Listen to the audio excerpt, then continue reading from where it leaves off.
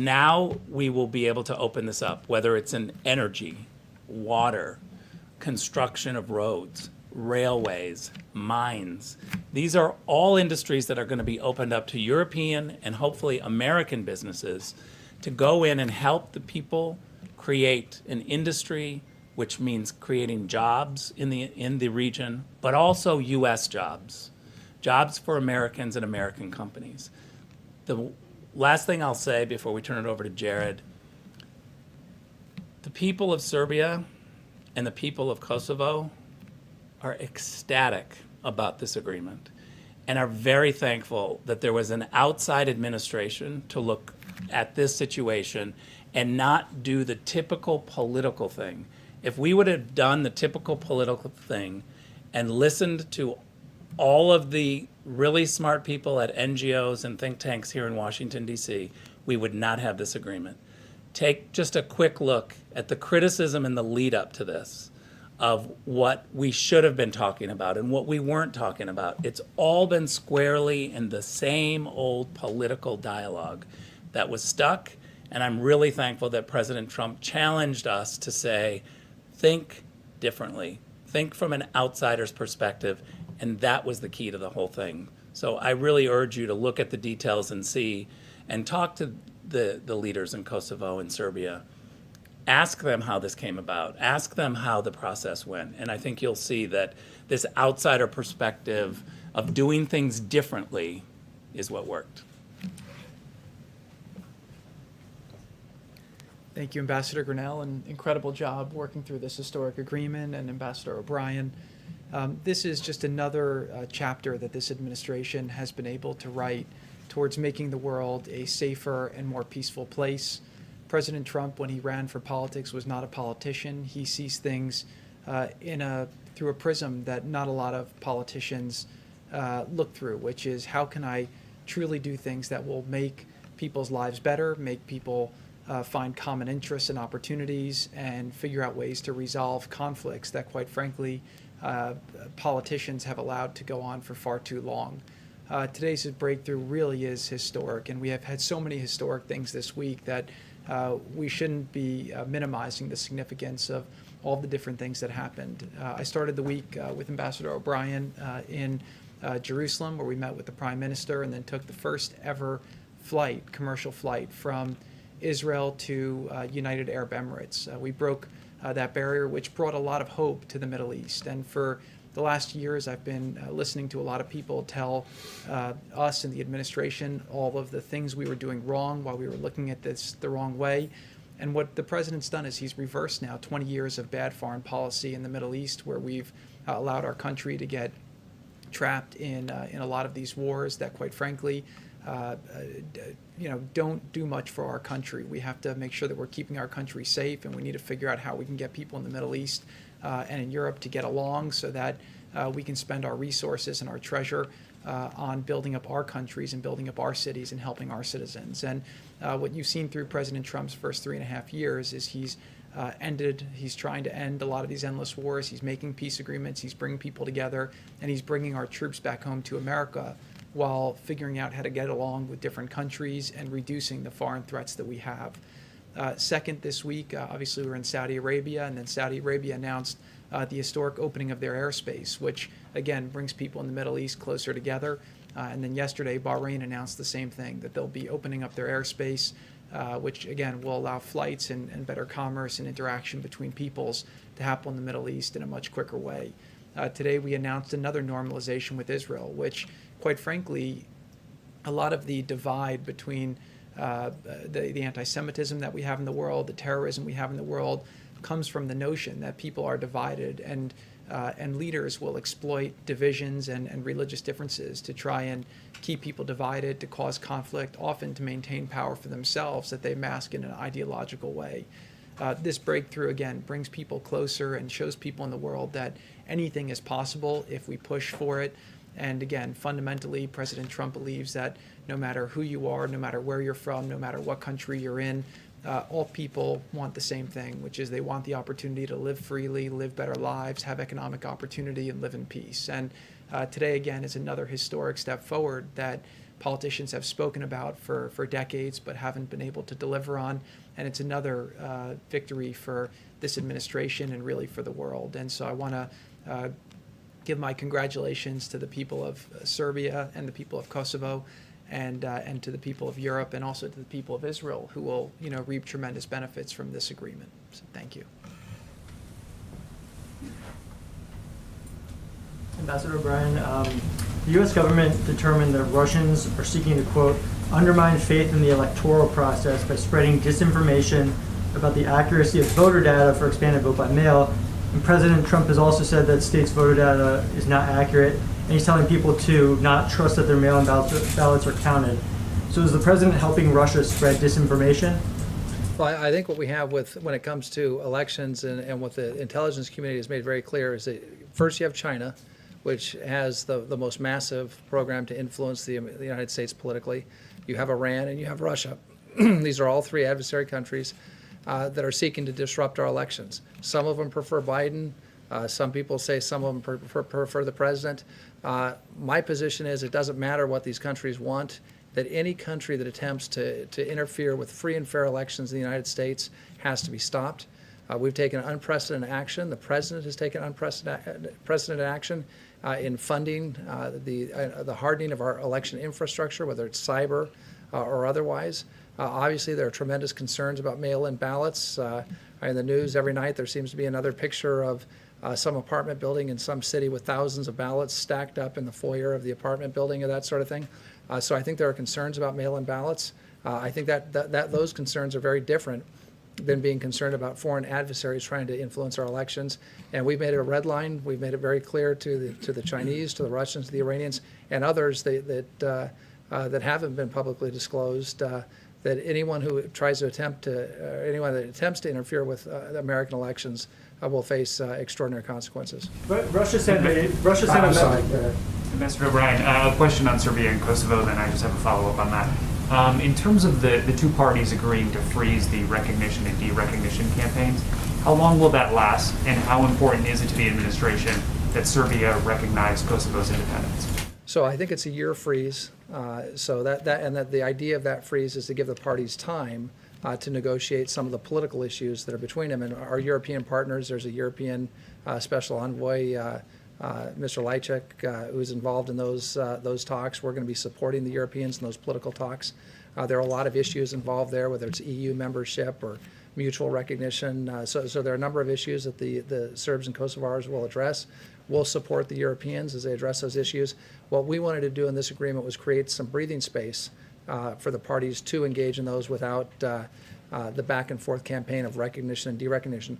What's striking, though, is that as part of that deal, Kosovo was allowed, and I shouldn't say allowed, that Kosovo did make the decision as a Muslim majority country to normalize its relations with Israel, to recognize Israel, and to establish an embassy in Jerusalem, in the capital of Israel. And we appreciate the fact that the Serbs not taking a position on that. So although we're going to have a suspension of the de-recognition campaign and the recognition campaign, it's two sides of the same coin, for the next year, we were able to achieve, with the courage and bravery of the leaders, of President Vučić and Prime Minister Houti and Prime Minister Netanyahu, we were able to achieve this very remarkable breakthrough.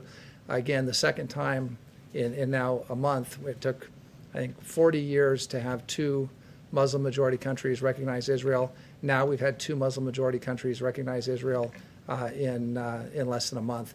So it's a remarkable achievement in the context of this overall freeze that will give the parties space to negotiate a deal. Just to follow up on what Ben was asking you, Attorney General Barr said earlier this week that he feels China is being more aggressive in meddling in the election than Russia is. Do you agree with that assessment? Yeah, I agree with him 100%. And then I just want to follow up on that, and then I've also got a question about Israel. Can you just characterize at this point the extent and the level to which both China, Russia, and other foreign countries are right now trying to spread disinformation about the 2020 campaign? Yeah, look, it's hard to know, what impact they can have or how they're spreading things. I think some of our tech companies are doing a good job in trying to police, whether it's Facebook or Twitter, others are trying to police things in a way that they didn't before. Our intelligence community is doing a good job in trying to track these things. DHS, Department of Homeland Security, with increased funding from this administration, is doing a good job in hardening our infrastructure to make sure that whether it's cyber infrastructure or physical infrastructure, to make sure that we're not susceptible to having our the choice that the American people make on Election Day changed by some foreign party. There's always going to be propaganda. There's always going to be efforts to influence us. And again, we know that the Chinese have taken the most active role, but the Russians and the Iranians and other countries are involved as well. So we're going to keep monitoring it, and we're going to do everything we can to protect the sanctity of our election. That's the foundation of our democracy. That's what makes us America, and we're just not going to tolerate these other countries trying to get involved in our elections. In the Oval Office, just an Israel question? Can I? Sure, quick follow-up on Israel. Yeah, just, I want to make sure everyone gets a chance. The president had said in the Oval Office earlier that there are other Arab countries that are also interested in following in the UAE's footsteps. Can you talk about where we're at on that process, what countries are interested I'm going to turn in? that over to Senior Vice President Jared, who's just returned from the region and may be able to give you some background there. Thank you. I'm not going to give as much background, but bottom line is when we did the Israel-United Arab Emirates deal, that caught a lot of people by surprise because of the diplomacy that we were able to do was to keep things private. Obviously, we had some great discussions in the region, and we are hopeful that more people will want to move forward. I think a lot of the countries are quite envious of the opportunities that will now be available to the United Arab Emirates in terms of mutual investments, mutual tourism, investing in technology, security partnerships. So we're seeing that peace agreement actually starting to really pick up a lot of momentum, and the delegations that traveled with Ambassador O'Brien and myself had very, very fruitful discussions. I think both sides were surprised to see the eagerness of the other side to move forward, and the level of getting agreements adjudicated and completed is happening much quicker than people thought. Other countries, again, see the benefits of having a Middle East and that's united. And if you look at what President Trump did on his first foreign trip, he went to Saudi Arabia and he outlined very clearly what his strategy was going to be, what he saw as the challenges. And again, if you just go from that snapshot to now, 3.5 years later, you have a Middle East where ISIS is defeated, Iran has been significantly rolled back, the proxies that they've been funding that have been spreading terror and instability throughout the region are much shorter on cash than they were before. He's brought the different sides together. And one story that I think doesn't get enough attention is the fact that in the last election, a lot of what we were talking about was the spread of extremism through the internet, and then also the funding of terror groups. And President Trump on that first trip set up two different organizations in Saudi Arabia. One was the Counter-Terror Finance Organization that unified a lot of the Middle Eastern systems with our Treasury Department, and we got more transparency than we've ever had. That significantly reduced the amount of funding that's gone to terror groups over the last 3.5 years. The next thing we set up was the Counter Extremism Center, which has been fighting the ideological battle online and has been making really a tremendous amount of progress towards reducing the misinformation that's been used to pervert a lot of the youth. So we're seeing a lot of progress in the Middle East, and I think a lot of countries at this point see it as an inevitability that they're going to have normal relations with Israel, and that in order for people to live better lives, it's not dissimilar to Serbia and Kosovo, where their leaders are coming together to realize that while there are differences, human beings want to get together, they want to have better lives and opportunity, and the more that the leaders in the Middle East, put old differences behind, they're creating a new opportunity for a new Middle East and a bright future where people can live securely, practice whatever religion they choose, respect each other, and have economic opportunity, which is critical towards people, seeing a pathway to a better life. Thank you. This is actually for Jared. With two questions, I'll just combine them to make this easier. With the election coming up in 2 months, I'm curious as to how you feel about what you've accomplished so far, but whether or not you feel pressure to get more done before November. And secondly, because I know you would have been part of these conversations at the time, I do want to ask you about that Atlantic report that we saw today and how in a 2018 planning meeting for a military parade, the president reportedly said he didn't want amputees there. He said nobody wants to see that. Have any of you, but particularly you, ever heard the president talk like that? The answer is no. Look, what I find in Washington is strange is sometimes you'll have a couple unnamed sources and then the media treats that as a panacea. and then you'll have 10 people on the record saying it didn't happen, and you give no credence to that. That does not represent the way that I've seen the president conduct himself. He has tremendous respect for the military, for our veterans. He's, again, the media tries to ascribe a different way, but you have to look at his actions, and I think his actions have been incredible towards supporting the military, strengthening the military, and strengthening our veterans. But with regards to your question on timing, look, deals happen when deals are ready, and I do think that you can't just come in, wave a magic wand, and make impossible deals happen, right? People describe peace in the Middle East as something that's it's less a deal than more of a saying for what is impossible, and it's taken a lot of building blocks that had to be moved, a lot of untraditional moves. When the president moved the embassy to Jerusalem, when he recognized the Golan Heights, when he got out of the Iran deal, when we did our economic conference in Bahrain. It's probably 50 decisions that the president's made that allowed him to create a different course. And each one along the way, you've had people like the magazine you mentioned before criticizing his foreign policy, saying it wasn't strategic, it didn't have a plan. But again, he's not a traditional Washington person, and the traditional Washington people have a track record of creating those wars that we have sent our soldiers to, that have led to a lot of them getting killed or hurt.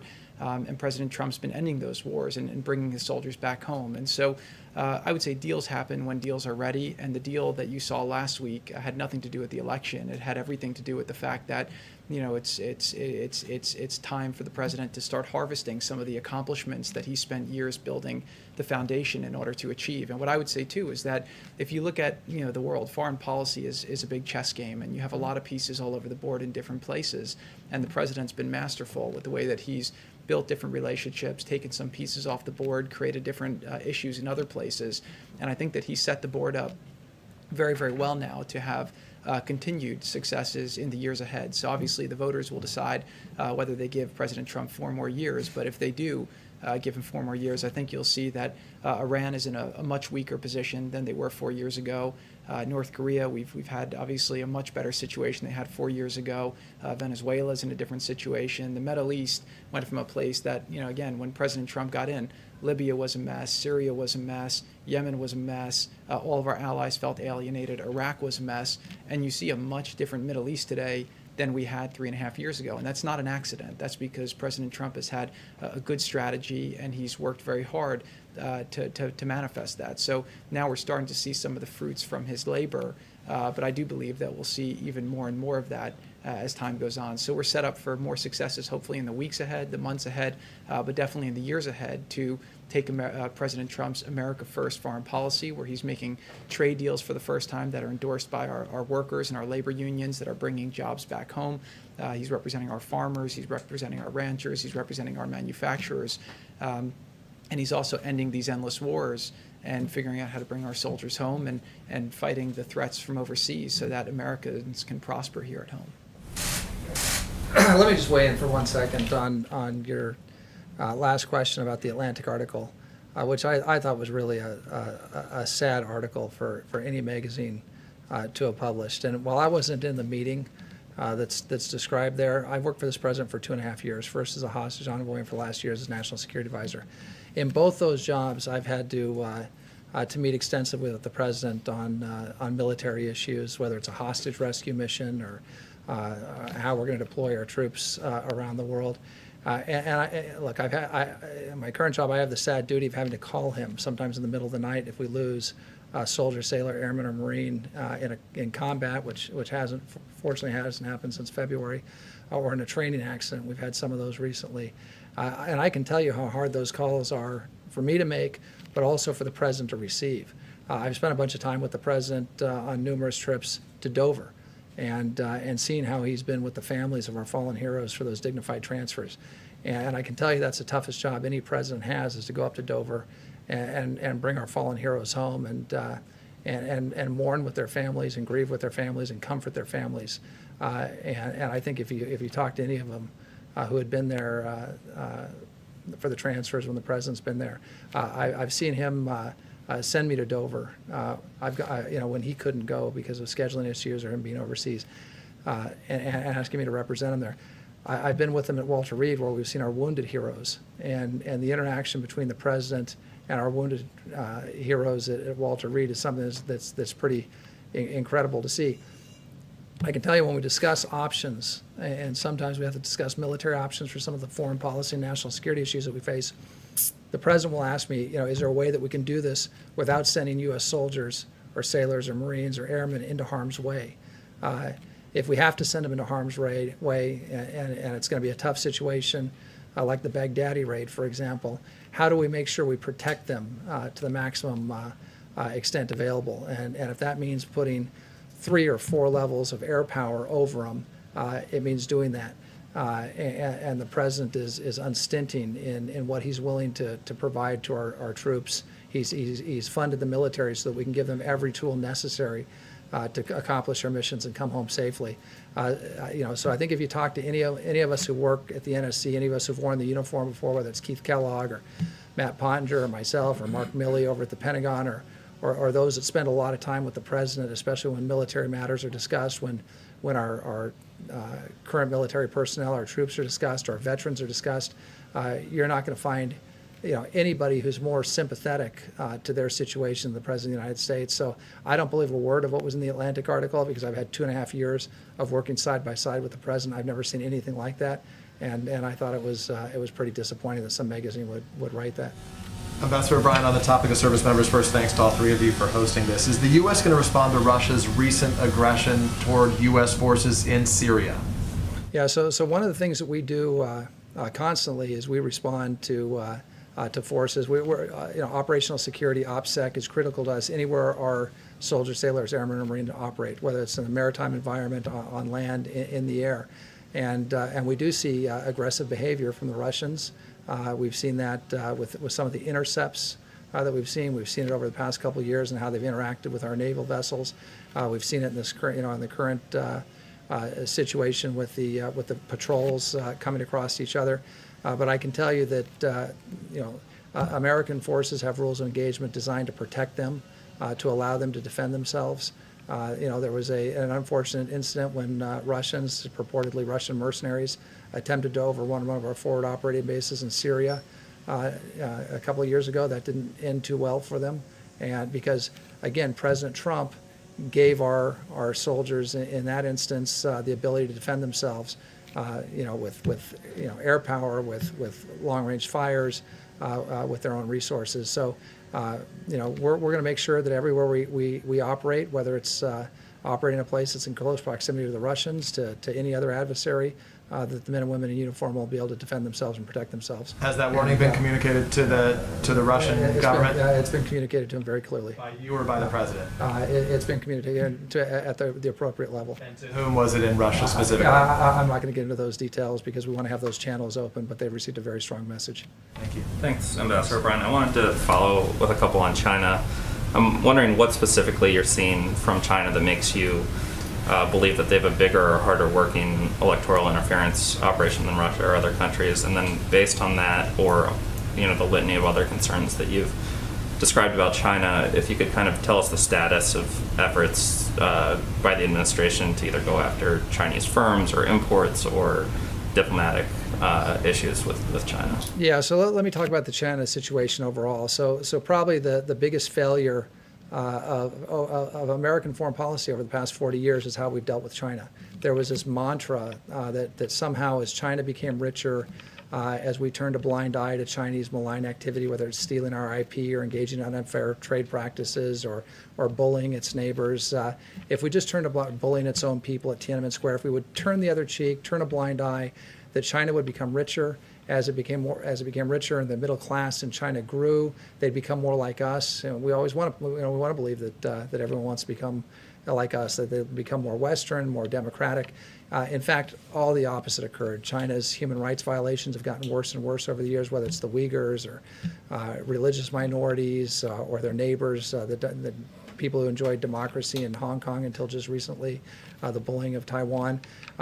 So we've seen very malign Chinese activity. The theft of intellectual property has gotten so bad that Christopher Wray, the director of the FBI, recently called it the greatest wealth transfer in human history, was a theft by the Chinese of our intellectual property. Now, that's not just an abstract concept. Okay? that's sweat equity. That's American innovators. That's people that have put their whole life into dreams. People who've invented things in their garages. People who've built companies. Who've done everything they can to create an idea and turn an idea into a reality. And then what happens? That idea gets stolen by China, and it's not just that they've lost the economic value of their innovation or of their method of doing business.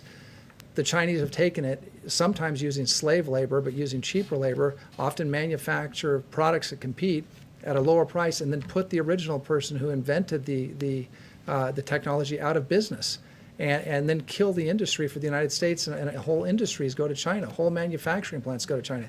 I mean, it's been really astounding. Chris Wray said that, also said that the FBI is opening a new espionage case against the Chinese every 10 hours. I mean, the scope of Chinese activity against the United States is relentless. We've never seen anything like it. It was nothing like this in the Cold War with the Soviets. So this president, President Trump, stood up to the Chinese for the first time in 40 years. He put tariffs on the Chinese.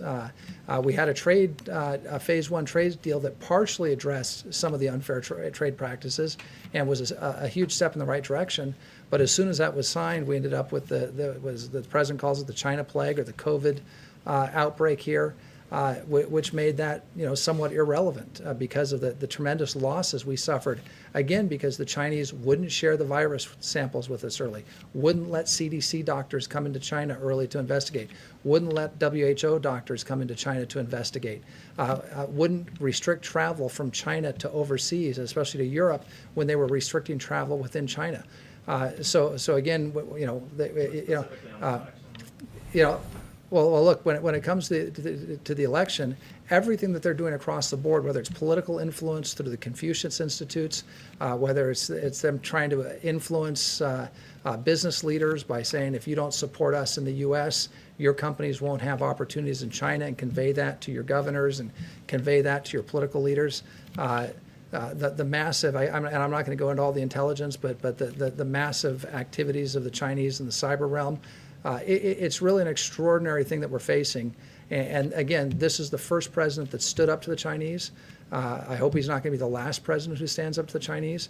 And as difficult as the problem is, let me tell you, I'm confident in the United States of America. I believe at the end of the day, we're going to prevail. We've got a peace through strength foreign policy, finally, that we've been missing for some time now. We're investing in our defense. We're taking strong action on the diplomatic front against the Chinese. We're taking strong action on the trade front. We're protecting our intellectual property. We're not going to, we've called out the Communist Chinese Party. We're taking strong action and have massive sanctions on the Chinese for the first time because of their treatment of the Uyghurs or their treatment of Democrats in Hong Kong. I think at the end of the day, our allies are going to follow us, which you've seen happening with 5G and Huawei. And we're seeing many, many countries, including our closest allies, turning away from the Chinese, turning away from Huawei, and going with trusted providers on 5G. So I think at the end of the day, America is going to prevail. I think President Trump's vision of free markets and free women and free men is an attractive message, not just to our allies, but to even people within China. So, I'm confident in the future, but I'll tell you, this is a challenge. It's a heck of a challenge. But I'm convinced that under President Trump's leadership, the American people are up to the challenge. Mr. Ambassador. I think we'll turn things over to if there's a Kosovo-Serbia question, raise your hand, and otherwise I'm going to turn things over to Kayleigh. I do, right here, Mr. Ambassador. Thank you. Actually, I appreciate you calling on me, but this question may be more appropriate for Rick or Jared in the sense that they deal with both policy and politics. And if I may, as you know, in 1992, President George H.W. Bush ran for re-election largely on his foreign policy successes, and Americans largely rejected him for a second term. What makes you think, based upon the announcement that you made today regarding Kosovo and Serbia, the announcement that came out just a few weeks ago regarding Israel and the UAE, that Americans are more focused on foreign policy, that they care about foreign policy, and that these announcements mean something to them? Look, I think that these announcements are about President Trump keeping his promise to take on the hard fights, to end the endless wars, and to bring his troops home and to keep Americans safe. And I think that that's what it shows. it also shows that President Trump has a track record of continuing to get things done. You know, he really has a great track record for success. Our economy was going great until obviously the virus hit. We did a dip. People predicted we'd be down to 25% unemployment and that we wouldn't get to single digits unemployment till early next year. And obviously we had a great jobs report that came out today, and we have more coming. So the answer is people will vote for whoever they think will make their lives better.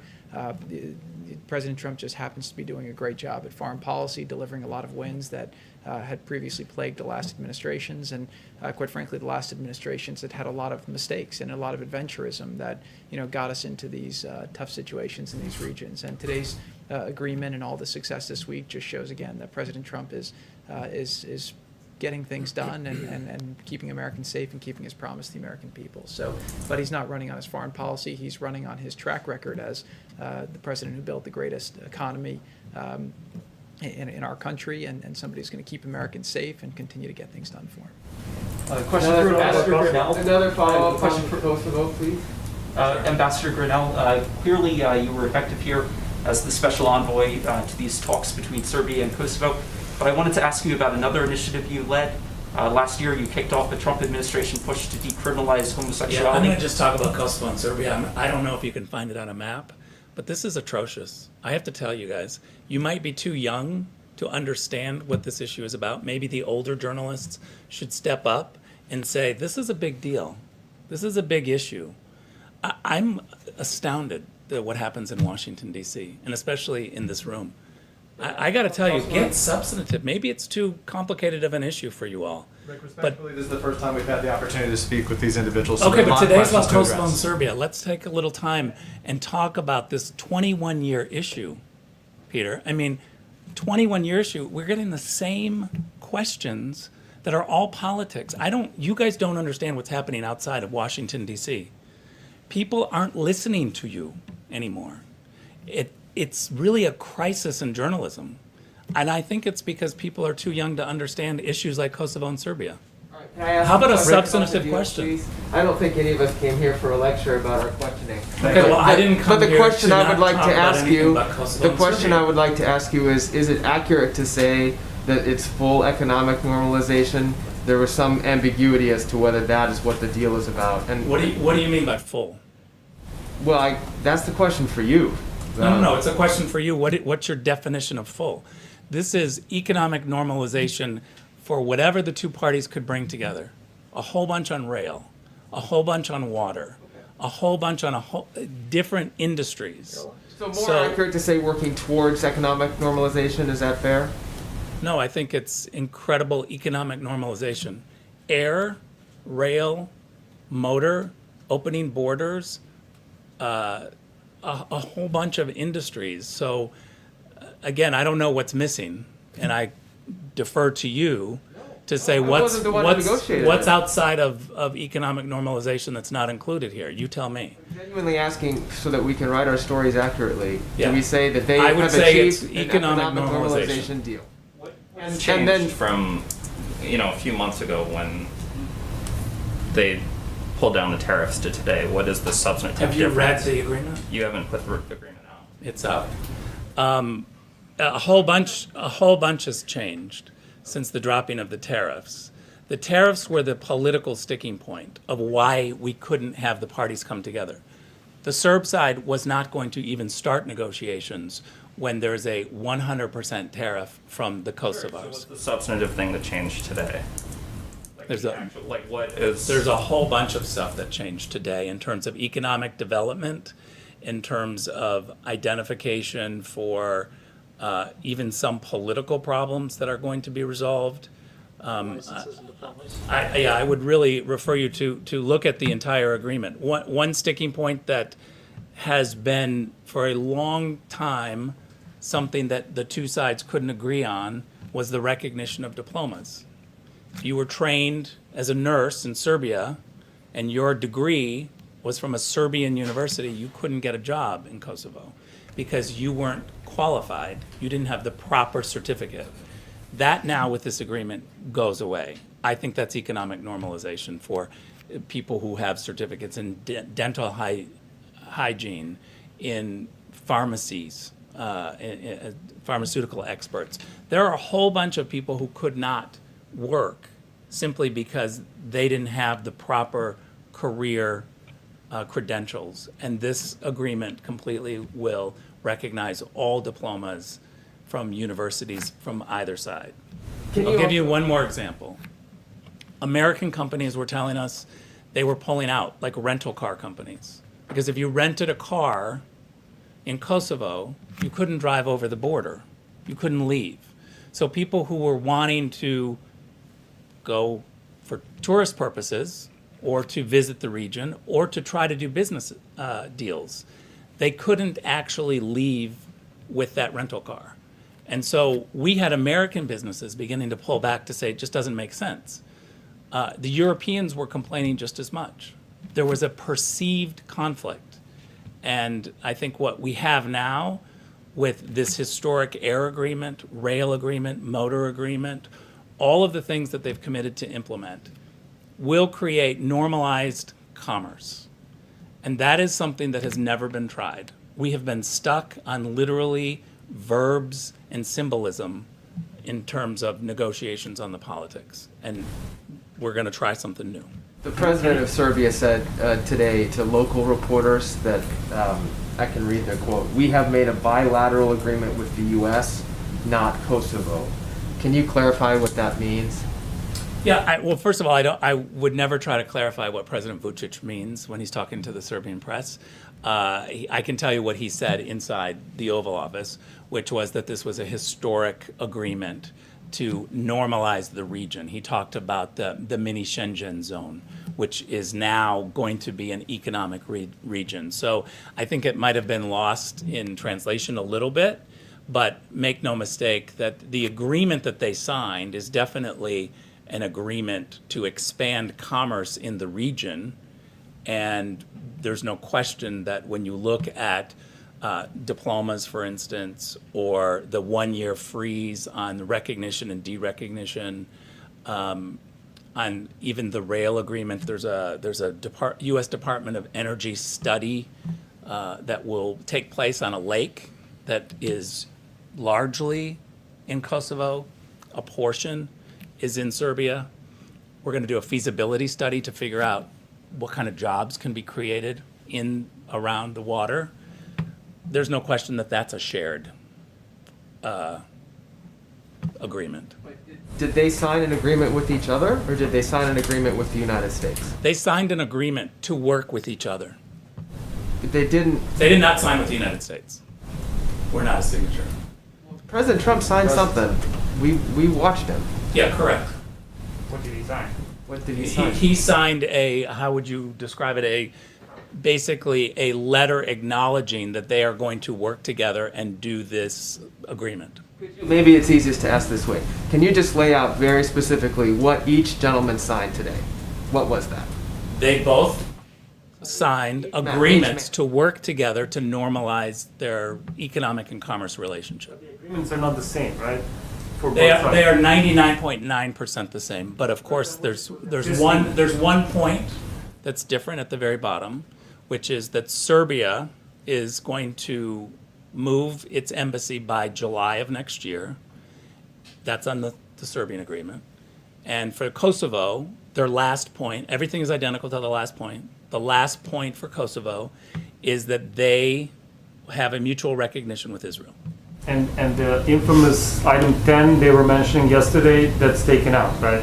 I mean, that's what President Vučić was saying today. Yeah, first of all, it's wrong to say that that was item 10. None of these were numbered. So I don't know where that came from. They just called it out. When we were negotiating, there were a whole bunch of issues on the table. A lot of things were changed and edited, as you can imagine, in negotiations that this does. For someone to leak a partial sentence and pretend like this was the entire agreement, I think is typical politics. But nothing was numbered, certainly wasn't number 10, and nothing is agreed to until everything is agreed to. So something leaked out in terms of negotiation, but it was partial, and I think it was highlighted in a way that gave a false impression. Can I just ask one more thing? Maybe it's semantics, but we have been having this dilemma for quite a while now. When you say Shenzhen, do you think Shenzhen as in China's province, or Schengen like in Europe? Because we couldn't figure it out. Europe. So just to clarify, what did President Trump sign? So we're not a party to the agreement. And I guess this is super important to remember is that we didn't come, and there's a whole bunch of conspiracy theories out there about what we were coming to the table with. We were not forcing the two parties to do anything. This was a real chance for the two parties to talk. We didn't have any grand scheme. We didn't have any absolute demands. We certainly didn't have, I don't even want to say the word of what some conspiracy theorists say about past agreements with land. It was never discussed in my presence. What the two parties did was agree to move forward economically. What President Trump signed is as a witness to say this is a great agreement and the United States is happy for it, right? Would you? Supports it, Yeah. Is that normal? The EU has tried and failed for the past 10 years to accomplish what your team is celebrating today.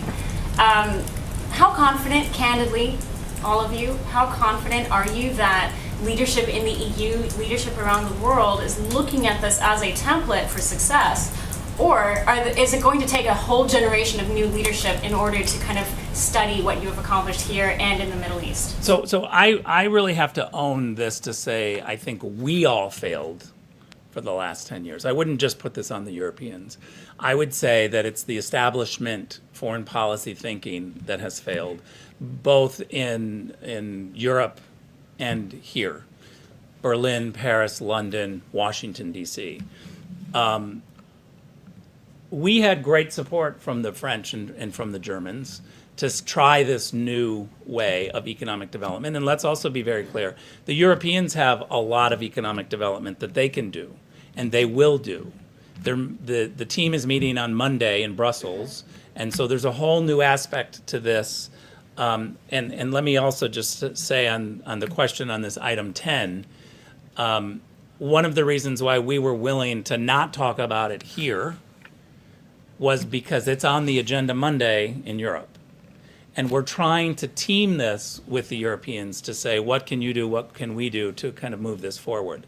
So on Monday, that issue will be dealt with very much in detail in Brussels. And so I felt confident that we could kind of let and work with the Europeans on this issue. And so that's why it was taken out. But at the end of the day, we need the Europeans. We need them to help on this issue. We will help them, but their calculus on the political side is a little bit different because both Kosovo and Serbia want EU membership. And so they're looking at this very long path of how to get into the EU. We're supportive of our European partners on their process, but we are not making any demands. We're not a member of the EU, so we don't have a seat at that table, but we certainly will help in any way possible. But that is a separate political process, I think, that also complicates it because of the EU membership rules and regulations and processes. Talk about the economic pattern of this. Yeah. Talk about the success of it. Thank you all very much. Have a great day, everyone. Thank you. Thank you guys very much. So the president is bringing back the hottest economy in modern history. Today's job numbers are proof. There were 1.4 million jobs added in August, beating expectations. Unemployment fell by 1.8%, also beating expectations. Now nearly 50% of job losses since March have been reversed, a clear V-shaped recovery. Also, I want to address what is quite clearly fake news. The story in The Atlantic has been categorically debunked by eyewitnesses and contemporaneous documents. The Atlantic claims, quote, when President Trump canceled a visit to the Aisne-Marne American Cemetery near Paris in 2018, he blamed rain for the last-minute decision, according to The Atlantic, saying the helicopter couldn't fly and that Secret Service wouldn't drive him there. Neither claim was true, says The Atlantic. That has been debunked. Behind me, you will see an email from one of the president's military aides that clearly reads, "We are a bad weather call for today's lift." The Atlantic reporting is based on 4 cowardly anonymous sources who probably do not even exist. Meanwhile, within hours, 10 sources, 10, went on the record debunking these lies, 8 with firsthand knowledge, stating on the record one common truth, that this story is false. It never happened. Adding to the 8 that were previously counted, I'm bringing you 2 new ones. One is from Derek Lyons, Staff Secretary and Counselor to the President, who says this: "I was with the President the morning after the scheduled visit. He was extremely disappointed that arrangements could not be made to get him to the site and that the trip had been canceled. I have worked for the President for his entire administration. One of my responsibilities is working with him on the many letters he signs to the families of our nation's fallen heroes." In all my time at the White House, Derek writes, "I have never heard him utter a disparaging remark of any kind about our troops. In my view, he holds the brave men and women of our armed forces in the highest regard." I also bring to you today another quote from a former member of this administration, Dan Walsh, Deputy Chief of Staff, former Deputy Chief of Staff, who is also a retired military officer. I got off the phone with Dan just before coming out here, and he wanted me to share with you all, "I can attest to the fact that there was a bad weather call in France and that the helicopters were unable to safely make the flight. Overall, the President's support and respect for our American troops, past and present, is unquestionable." And Dan recounted to me several events he went on with the President, like a World War II veteran who flew with the President on the helicopter in Normandy, visits the President had with our wounded warriors, special ops teams who came to the Oval Office, including the team that got al-Baghdadi, and they brought along Conan, the dog, as well. He met with families at the Army-Navy game. He does this routinely. And at the World Series, when he got an opportunity to go watch the Nationals, he brought veterans with him. And I can tell you from what I've seen from this President, I have heard him describe his visits to Walter Reed in detail, and the angst he has had and the compassion he has had and the hurt he has had viewing these warriors who have been absolutely injured in the line of duty and are courageous heroes. And I've heard him recount how meaningful those visits are. I've also seen him just a day before this article came up talk about there was rain and lightning popping around, and he said, "I want to go out there and I want to talk to our World War II veterans. This is America's greatest generation," and the President holds them in the highest of regards. So why would a publication abandon all journalistic integrity and publish this story? It's because the liberal activists at the Atlantic are uninterested in the truth, and they are only interested in peddling conspiracy-laden propaganda. Because here is the one truth: no one, and I mean no one, loves and cares for our servicemen and women as much as President Donald J. Trump. Thank you. Kayleigh, Kayleigh, should I take any questions? Kayleigh, who The bad weather specifically? call does